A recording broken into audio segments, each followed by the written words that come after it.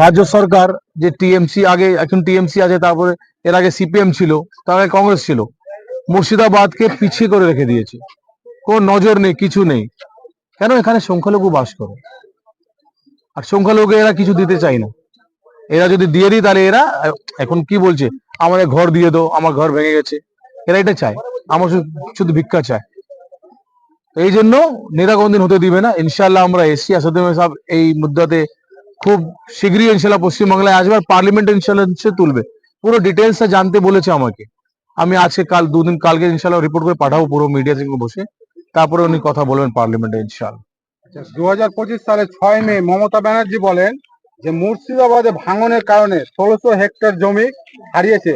রাজ্য সরকার দাবি করেছে যে 800 কোটি টাকা ব্যয় করেছে, কিন্তু কেন্দ্রের সাহায্য পায়নি। দেখুন, মমতা বন্দ্যোপাধ্যায় দুদিন আগে বলেছিল 16 লাখ ঘর দিব আমি মানুষকে পশ্চিমবাংলায়, বলেছে তো। তার আগে বলেছিল 5,000 আমি শ্রমিককে দিব।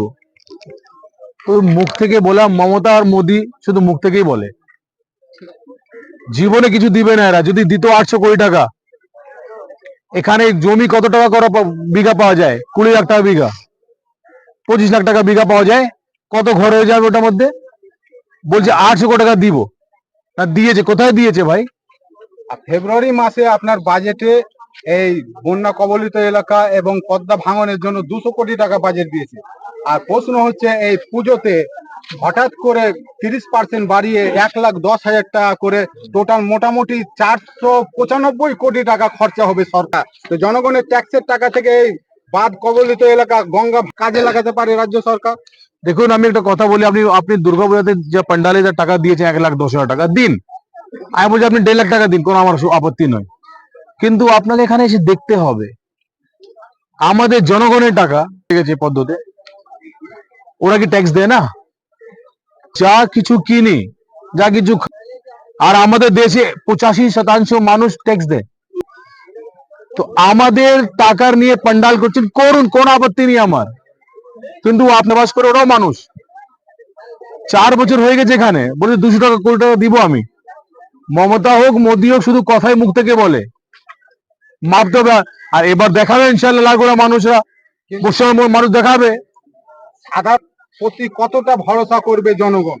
দেখুন, আমরা মহারাষ্ট্রায় এমএলএ আছে, এমপি আছে, আর আমরা মানুষের জন্য কাজ করতে বারবার বলি। আমাদের সবার যে হায়দ্রাবাদে আমাদের মার্ডি ফান্ড সংখ্যালঘু যে আমাদের টাকা হয়, ওটা 2200 কোটি টাকা, 300 টাকা রিলিজ করে না।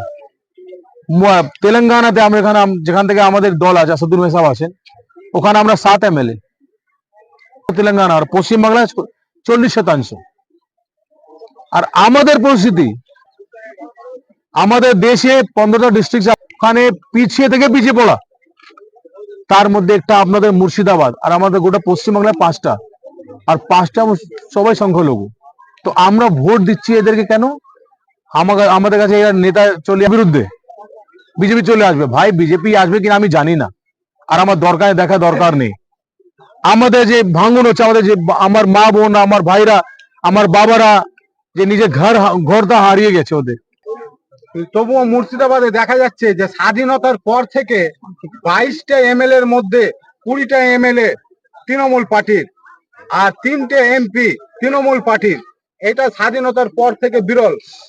এত কিছু দেওয়ার পরেও মুর্শিদাবাদকে বঞ্চনার চোখে দেখা হচ্ছে কেন্দ্র এবং রাজ্য।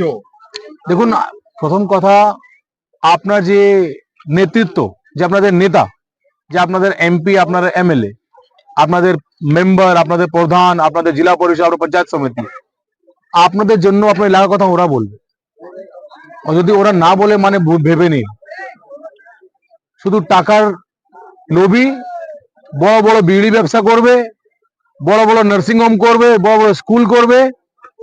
কে কিসের জন্য পলিসি এসছে আমরা বুঝতে পেরেছি। আর আমরা মানি, আমি যদি এখান থেকে এমএলএ হয়ে যায় আমার পার্টি, ওর দায়িত্ব এখানকার মানুষ একটা সময় খালি পেট মানে ঘুমাতে পারবে না। যতগুলো ক্ষতি, এটা ক্ষতির, ভাই রাজ্য সরকার কাছে অনেক টাকা আছে, এদের কাছে ব্লু বাতি। আমি দেখেছি রাস্তায় কোনো আসছিলাম, বড় বড় নেতারা যাচ্ছে বড় বড় গাড়ি নিয়ে, তিনটে চারটে চারটে ওদের সঙ্গে গাড়ি আছে পিছনে, বড় লাল বাতি করে লাগিয়ে না আছে, বলে মন্ত্রী সাহেব যাচ্ছে। কি লাভ আমাদের মন্ত্রী ভাই, তখন আমাদের পরিস্থিতি এরকম অবস্থায় আমাদের করে রেখে দিয়েছে। আমার দরকার নেই এরকম এরকম মন্ত্রী, দরকার নেই, আমাদের মন্ত্রী পদ লাগবে না, আমাদের যে ক্ষতি সেটা পূরণ করুন, ওর জন্য কথা বলুন অ্যাসেম্বলিতে। আপনাদের এমএলএ আপনাদের বিধায়ক যদি কথা না বলে, তাহলে আপনার সম্মানটা কোথায় থাকবে? আপনি কিছু করতে পারবেন আপনার জন্য, রাজ্য সরকার কিছু দিবে না। আপনার কথা আপনাকে বলতে হবে, আপনার ব্যথা আপনাকে বলতে হবে। আমার গায়ে ব্যথা হবে, আমি বলবো না, আপনি কি করে কেন বলবেন আমার জন্য? তো এরকম মানুষ আপনার সঙ্গে আপনার মাঝখানে রাখুন, যে আপনার ব্যথা বুঝে। আর আমরা এই জন্য এসেছি, দেখবেন ইনশাল্লাহ এই মুদ্দাকে আমরা অনেক বড় করব, দিল্লি পার্লামেন্টও উঠবে ইনশাল্লাহ, নরেন্দ্র মোদীর সামনে চোখে চোখ রেখা সিদ্ধু সাহেব বলবে ইনশাল্লাহ। আচ্ছা, আমি আরেকটা প্রশ্ন করতে চাই। বলতে হবে। আপনি যেমন বললেন কি হায়দ্রাবাদে 12% প্রায় মুসলিম আছে, এখানে 9%। হ্যাঁ, আর আমরা দেখেছি কি অন্ধ্রপ্রদেশে 7.2% মুসলিম, কিন্তু তবুও আপনার 4% রিজার্ভেশন আছে মুসলিমদের জন্য। আর আমাদের এখানে 30% মুসলিম, ওই বামফ্রন্টের আমল থেকে 2% চাকরিতে চলে আসছে, তো ওই 2.5% এখন পর্যন্ত হয়নি। দেখুন আমি বলবো, আগে আগামী দিন যখন কংগ্রেস ছিল, আমরা ছিলাম 48% সংখ্যালঘু পশ্চিম বাংলায়। শুনবেন সবাই ভাই, যখন কংগ্রেস ছিল পশ্চিম বাংলায় আমরা ছিলাম 48%। জানি জানি জানি জানি আমি, শুনুন ভাই, সবাই শুনবেন। আমরা কংগ্রেসে যখন দেশ স্বাধীন হয়েছে, আমাদের দেশ পশ্চিম বাংলায় 48% মুসলমান সরকারি চাকরি ছিল। সিপিএম এর সময় আমরা ছিলাম 36%, তারপর আমরা এসছি 11%-এ, টিএমসি এসছে, কারণ আমরা 2%।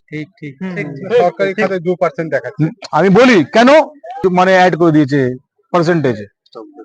তো আমরা বলেছিলাম স্বাধীন পরে আমরা একটা আমি এসেছিলাম রাস্তায়, দেখে লজ্জা, আপনার গায়ে কাপড় নেই, কিরকম থাকছে। আমি মানে আমার তো হবে জিনিস, আমাদের ভাইয়া বলছিল এমএলএ যে এসছে এখানে, মুখ লুকিয়ে করে চলে যাবে, তো লুকিয়ে কেন লুকিয়ে যাবে না?